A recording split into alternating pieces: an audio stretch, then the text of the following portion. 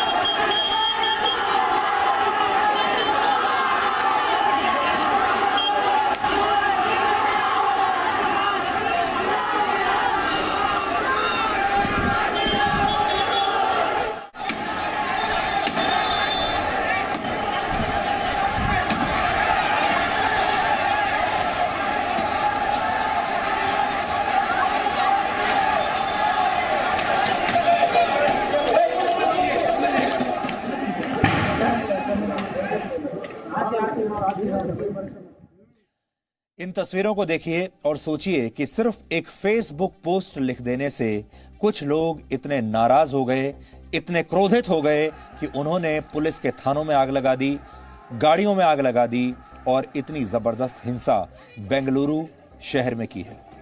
इसे भारत की silicon valley कहा जाता है। बेंगलुरु को पढ़े लिखों का शहर माना जाता है।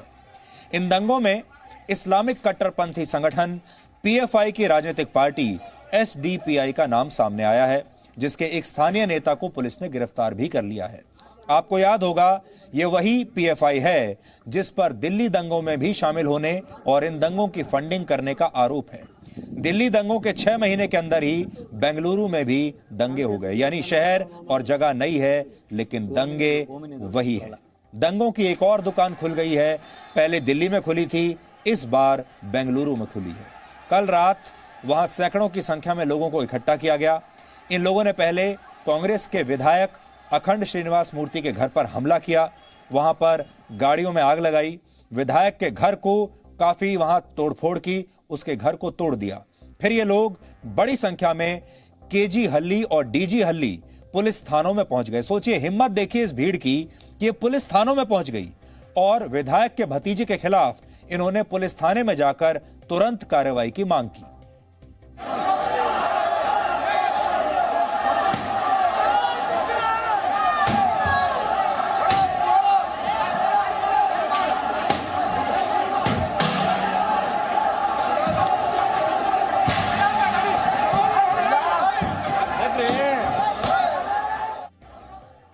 पुलिस थाने में लोग अपनी शिकायत दर्ज कराने जाते हैं। जो लोग संविधान में विश्वास रखते हैं, जो कानून में विश्वास रखते हैं, वो लोग थाने में जाते हैं, अपनी शिकायत दर्ज कराते हैं और कानून के हिसाब से उस पर कार्रवाई करने की मांग करते हैं।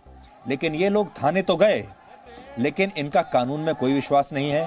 थाने में जाकर इन्होंने कानून को अपने हाथ में ले लिया। कांग्रेस के विधायक के जिस भतीजे पर धार्मिक टिप्पणी करने का आरोप है, उसे भी गिरफ्तार कर लिया गया था और उसने भी सफाई दी है कि उसका सोशल मीडिया अकाउंट हैक हो गया था और इसलिए ये सारी टिप्पणियां की गई। लेकिन इसके बावजूद इस भीड़ ने पुलिस थानों पर हमला कर दिया। वहां पर तोड़फोड़ की और पुलिस की गाड़ियों को आग लगा दी। एक डीसीपी की गाड़ी में भी भीड़ ने आग लगा दी। थाने के बाहर 1000 से ज्यादा लोग इकट्ठा थे और ये लोग वहां पर खुलेआम धार्मिक नारे लगा रहे थे। ये बात आप याद रखिएगा। पुलिस थाने पर हमला किया और वहां बाहर इकट्ठा होकर धार्मिक नारे लगाए और ये सब कह रहे थे कि कुर्बानी देनी है और तब तक ये लोग यहां से जाएंगे नहीं।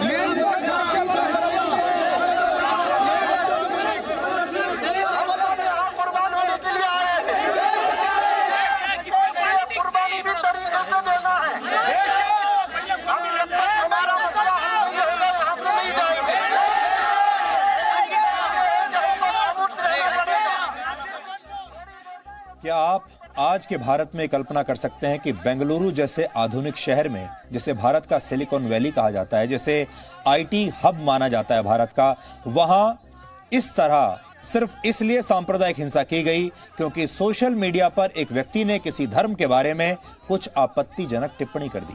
सोशल मीडिया पर विवादित पोस्ट आती रहती हैं, इसमें कोई गिरफ्तार भी हो जाता है तो लोग ये कहते हैं कि अभिव्यक्ति की आजादी छीन ली गई है। अभी आपने देखा होगा फेसबुक पर, व्हाट्सएप पर और दूसरे सोशल मीडिया के जो प्लेटफॉर्म्स हैं उनमें न जाने लोग क्या क्या लिखते रहते हैं। उसमें धर्मों के बारे में भी आपत्तिजनक बात की जाती है, उसमें जान से मार देने की धमकियां भी दी जाती हैं। क्या नहीं होता, लेकिन उसके बावजूद ये जो हिंसा हुई है ये सिलेक्टिव है। और वो सारे लोग जो पहले दूसरे मामलों पर आपत्ति अपनी जताते थे, हमें याद है कि कुछ लोगों ने फेसबुक पर हिंदू देवी देवताओं के खिलाफ आपत्तिजनक टिप्पणी कर दी। उसके बाद कुछ लोगों ने शिकायत की, एफआईआर दर्ज करा दी और इस पर कार्रवाई की मांग की।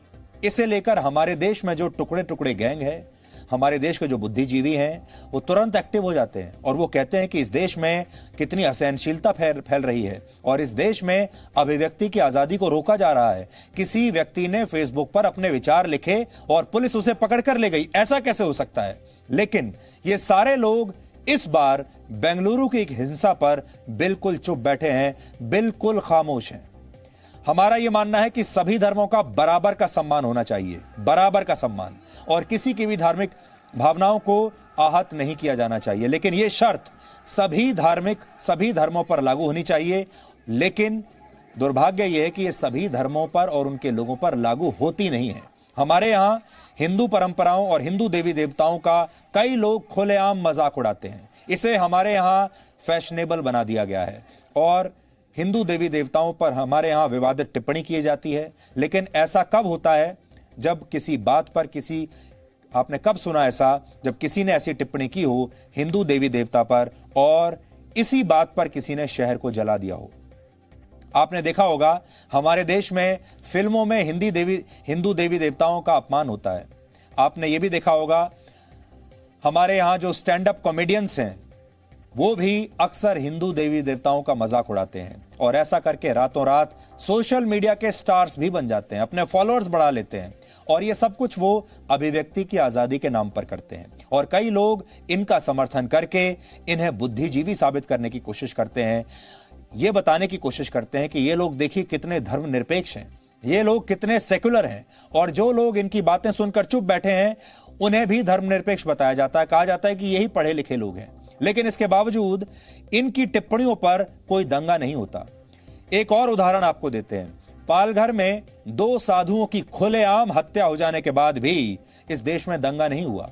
लेकिन अगर कोई वर्ग विशेष के बारे में या उनकी धार्मिक आस्था के बारे में आज भी हमारे देश में कुछ भी कह दे, एक फेसबुक पोस्ट भी डाल दे, तो उसे सांप्रदायिक बता दिया जाता है। जब उसके खिलाफ आवाज उठाई जाती है, उस आवाज को असहनशील कह दिया जाता है।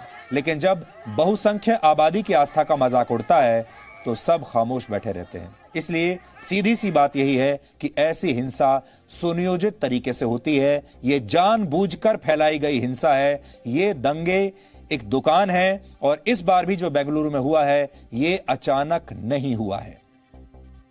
बेंगलुरु में यही हुआ है क्योंकि सवाल यही है कि एक विवादित पोस्ट के बाद हिंसा फैलाने के लिए हजारों लोगों को कैसे अचानक इकट्ठा कर लिया गया। 2 घंटे तक यह भीड़ बेंगलुरु की सड़कों पर ऐसे ही उपद्रव करती रही और इनकी हिंसा के सामने सिस्टम की ताकत भी, पुलिस भी असहाय नजर आई।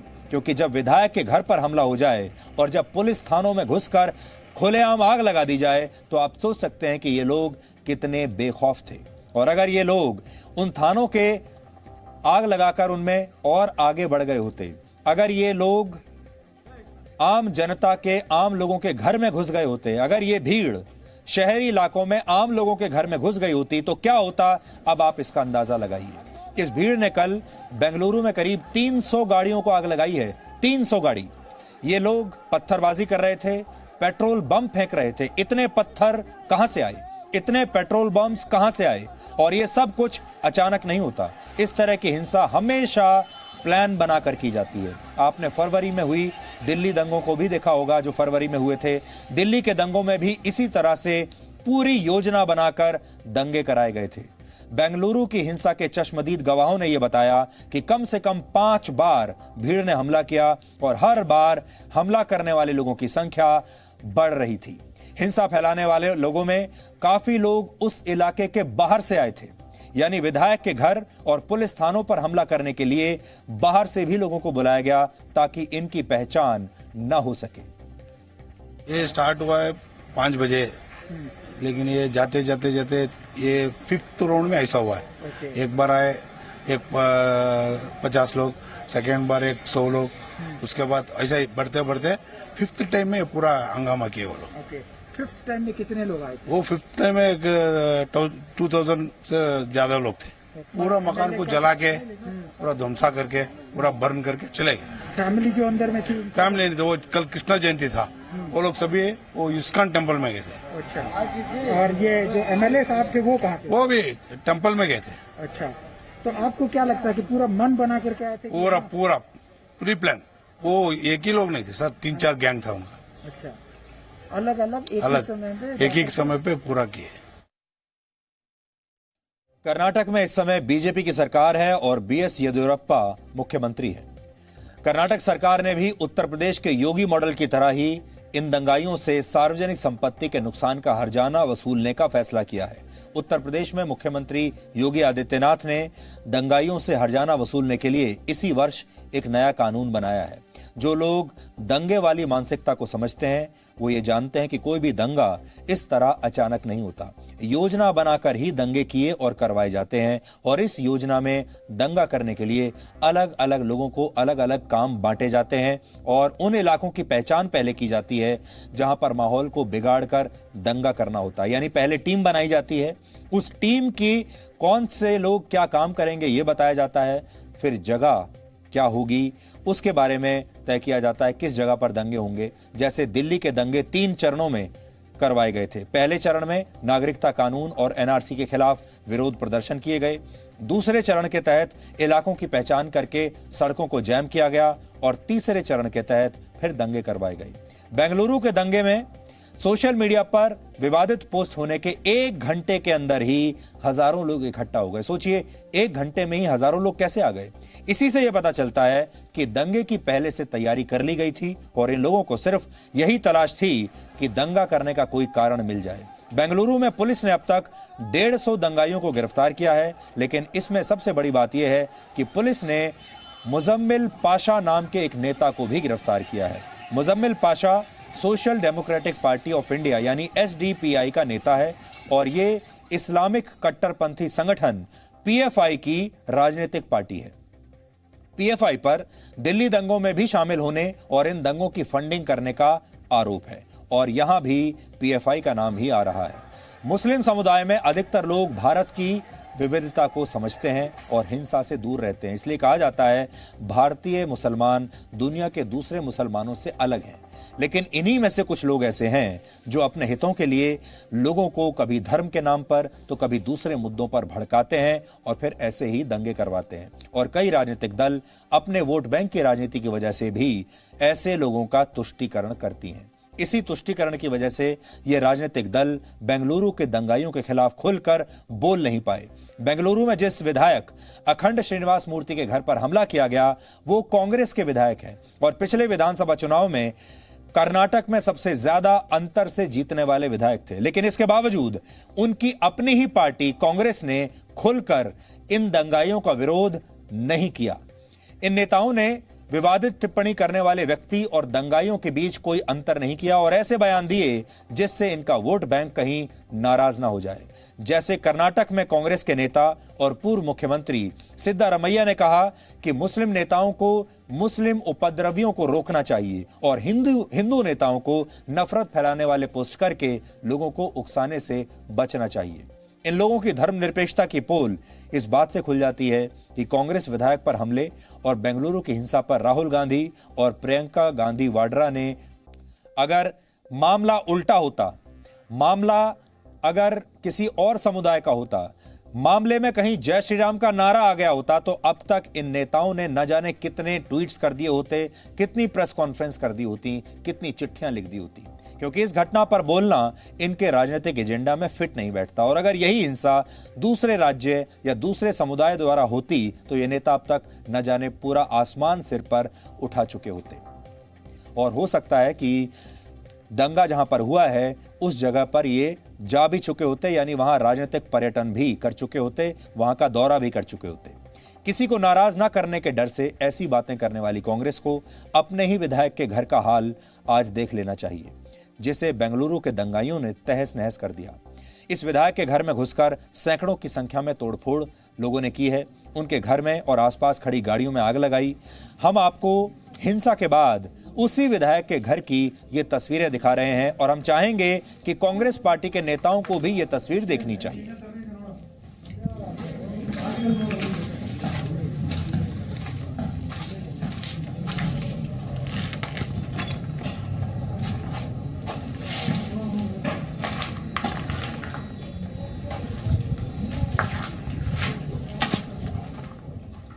इसी हिंसा की सीसीटीवी फुटेज भी हमें मिली है।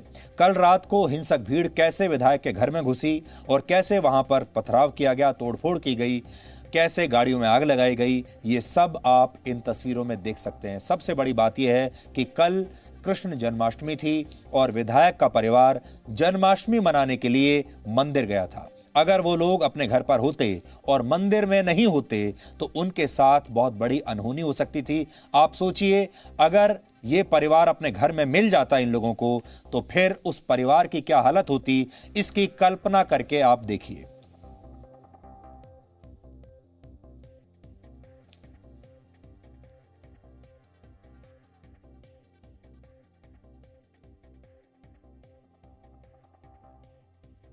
इस बात की भी कल्पना कीजिए, दोबारा सीसीटीवी फुटेज हम आपको दिखाना चाहते हैं। अब कल्पना ये कीजिए कि ये लोग थानों में घुस गए, वहां तोड़फोड़ की, विधायक के घर में इन्होंने तोड़फोड़ की।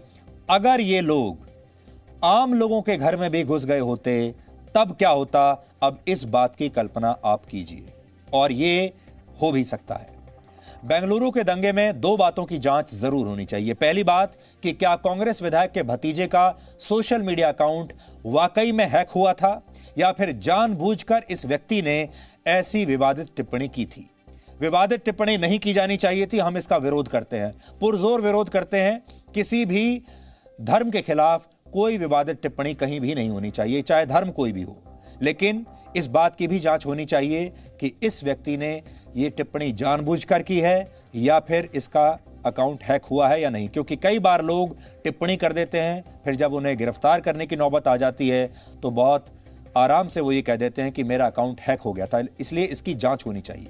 और दूसरी बात यह कि इस मामले में खुद कांग्रेस पार्टी की भूमिका की भी जांच होनी चाहिए, क्योंकि कांग्रेस ने अभी तक उस तरह से इस मामले की आलोचना नहीं की है जैसी कि उसे करनी चाहिए थी। यह हमारे देश का दुर्भाग्य है कि यहां धर्मनिरपेक्षता के नाम पर दंगाइयों का भी बचाव किया जाता है, लेकिन बेंगलुरु की हिंसा से निकली धर्मनिरपेक्षता के गिरोह का एक बार फिर से पर्दाफाश हो गया है। इस गिरोह में बड़े बड़े नेता, बुद्धिजीवी और पत्रकार शामिल हैं, जो अक्सर भारत में धार्मिक असहनशीलता की बात करके नकली आंसू बहाते हैं और पूरे देश को असहनशील बना देते हैं। लेकिन असली असहनशीलता क्या होती है, ये बेंगलुरु की घटना से आप सबको पता चल गया। एक बात आपसे हम और भी कहना चाहते हैं आज, वो ये, भारत का जो ज़्यादातर मुस्लिम समाज है वो आज भी शांति में विश्वास रखता है, वो आज भी इस तरह की हिंसा नहीं करना चाहता। लेकिन होता यह है कि कुछ मुट्ठी भर लोग जो अपराधी प्रवृत्ति के लोग होते हैं, जो नेताओं के लिए काम करते हैं, वो लोग इन सारे मुसलमानों के रहनुमा बनकर, इनके नेता बनकर, इनके प्रतिनिधि बनकर इस तरह की तोड़फोड़ करते हैं, आगजनी करते हैं, लोगों को ये बताते हैं कि ये बहुत असहनशील हैं, और फिर भारत के 20 करोड़ मुसलमान इन तस्वीरों की वजह से, इन लोगों की वजह से बदनाम होते हैं।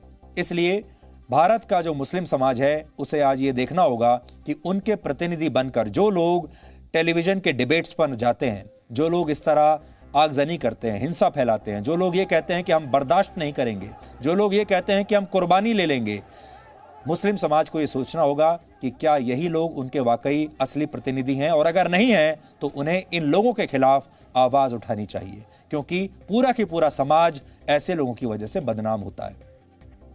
आज ऐसे लोगों का भी पर्दाफाश हो गया जो दलित मुस्लिम एकता का एजेंडा चलाते हैं और इसके नाम पर राजनीति करते हैं। कांग्रेस के जिन विधायक अखंड श्रीनिवास मूर्ति के घर पर हमला किया गया, वो दलित समुदाय के हैं। अक्सर दलितों के खिलाफ कोई अपराध होता है तो ये लोग राजनीतिक पर्यटन में जुट जाते हैं, लेकिन एक दलित विधायक पर हमले के बाद इन लोगों से पूछा जा रहा है कि आखिर दलित मुस्लिम एकता अब कहां चली गई, और क्यों ये लोग अब एक दलित विधायक के पक्ष में बोलने से डर रहे हैं। इसलिए आपको ये बात बहुत अखरेगी कि इतनी बड़ी हिंसा होने के बावजूद भी हमारे देश में इसे लेकर बिल्कुल खामोशी छाई हुई है। हमारे देश के जो सारे लोग जो शोर मचाते थे, जो सुप्रीम कोर्ट में चले जाते थे PIL लेकर, वो आज बिल्कुल आराम से नींद में सोए हुए हैं।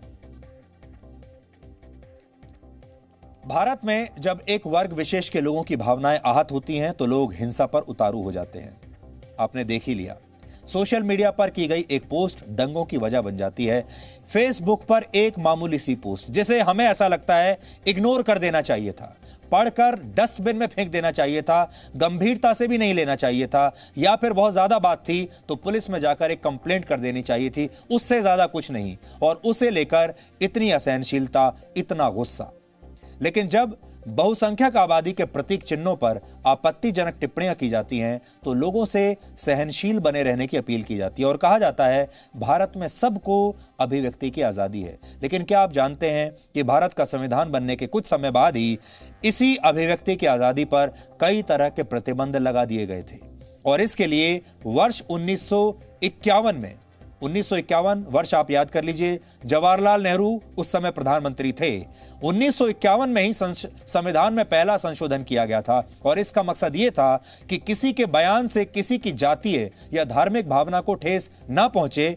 इसके तहत नागरिकों को मिली आजादी को कम कर दिया गया था और उन्हें सिर्फ एक संख्या के तौर पर देखा जाने लगा, और फिर इस संख्या का इस्तेमाल कभी तुष्टीकरण के लिए किया गया तो कभी लोगों को भड़काने के लिए। लेकिन यह कौन तय करेगा कि किस व्यक्ति की भावना किस बात से आहत होती है।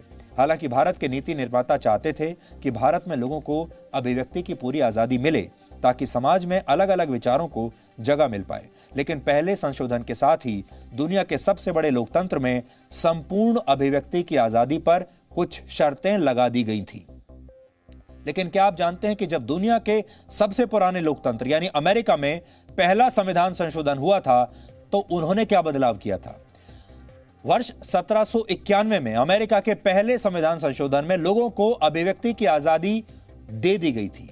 दो देशों के संविधान में हुए पहले संशोधनों के जरिए आप यह समझ सकते हैं कि दोनों देशों के शुरुआती राजनेताओं की सोच और इरादों में कितना फर्क था। अमेरिका में यह आजादी दे दी गई थी और भारत में इस आजादी पर लगाम लगा दी गई थी।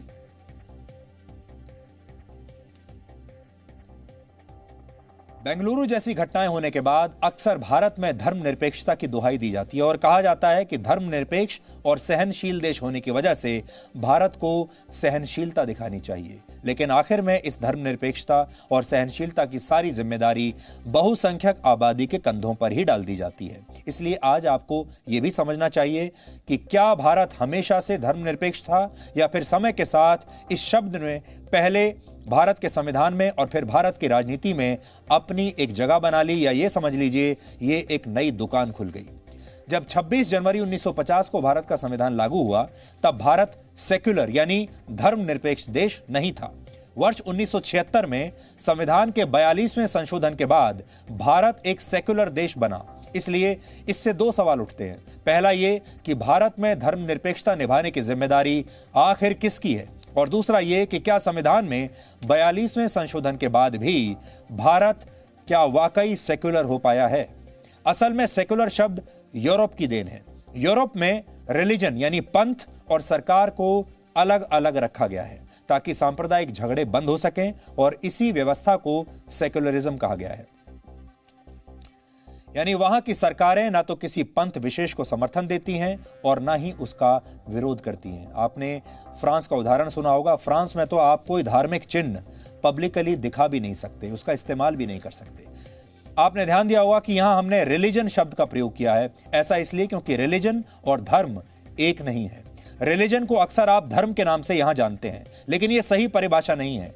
धर्म शब्द भारतीय सभ्यता की देन है और धर्म का अर्थ होता है धारण करना, यानी जीवन जीने की ऐसी शैली जो आपको मुक्ति के रास्ते पर लेकर जाती है। इसलिए आपने बहुत बार सुना भी होगा, लोग कहते हैं कि यह आपका धर्म है, यह काम करना आपका धर्म है और आपको अपना धर्म निभाना चाहिए। यहां धर्म निभाने की जो बात होती है वो रिलीजन निभाने की बात नहीं होती। वो ये होती है कि आपका कर्तव्य क्या है वो आपको निभाना है। वहीं रिलीजन शब्द को हिंदी में पंथ कहा जा सकता है। रिलीजन में धर्म हो सकता है लेकिन रिलीजन ही धर्म नहीं हो सकता, यह फर्क है। रिलीजन यानी पंथ को भारत में धर्म से जोड़ना एक बहुत बड़ी गलती है। इन दो शब्दों में फर्क ना कर पाने की वजह से ही भारत में पंथ निरपेक्षता को धर्म निरपेक्षता समझ लिया जाता है।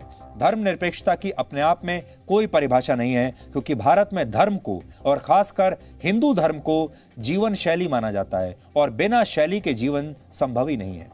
हिंदू हमेशा से भारत में बहुसंख्यक रहे हैं और इसलिए इस धर्मनिरपेक्षता की सारी जिम्मेदारी हिंदुओं के कंधों पर डाल दी गई है। अब सवाल यह है कि फिर होना क्या चाहिए। विशेषज्ञों का यह कहना है कि भारत के सामाजिक ताने बाने के लिए धर्मनिरपेक्ष से ज्यादा अच्छा शब्द प्लूरलिज्म है, यानी बाहुलवाद। बाहुलवाद यानी प्लूरलिज्म को मानने वाला देश वो देश होता है जहां लोग अलग अलग संस्कृतियों का पालन करते हैं, अलग अलग भाषाएं बोलते हैं, जहां लोगों के जीवन जीने की जो शैली है वो अलग है, और इसी विविधता का उसी को इस देश की ताकत मान लिया जाता है। इन पैमानों पर भारत को एक प्लूरलिस्ट और अलग अलग संस्कृतियों वाला देश कहना ज्यादा ठीक लगता है। इसी बाहुलवाद की वजह से भारत आज एक लोकतांत्रिक देश है और यही विविधता भारत की असली पहचान है। जबकि धर्मनिरपेक्षता की बात होते ही लोग सिर्फ धर्म को बीच में ले आते हैं और भारत की इस विविधता को भूल जाते हैं। इस पर आज देश के लोगों को गौर करना चाहिए।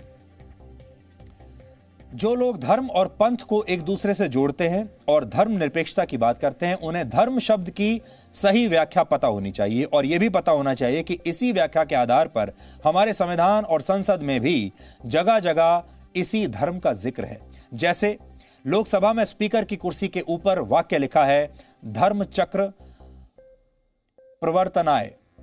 ये देखिए, ये वाक्य लिखा हुआ है। इसका मतलब यह होता है कि भारत में प्राचीन काल से ही शासन करने वाले धर्म के रास्ते को आदर्श मानकर चलते रहे हैं और इसी धर्म के मार्ग का प्रतीक धर्म चक्र भारत के राष्ट्रीय ध्वज और भारत के राज चिन्ह पर भी है। इसके अलावा संसद में कई और स्थानों पर धर्म की व्याख्या करते हुए श्लोक लिखे हैं कि जहां सत्य ना हो वो धर्म नहीं है।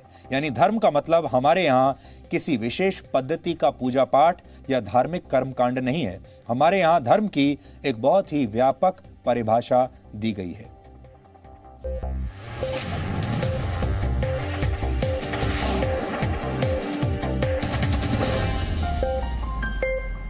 Presenting B News app, available on Google Play and App Store. Download it now.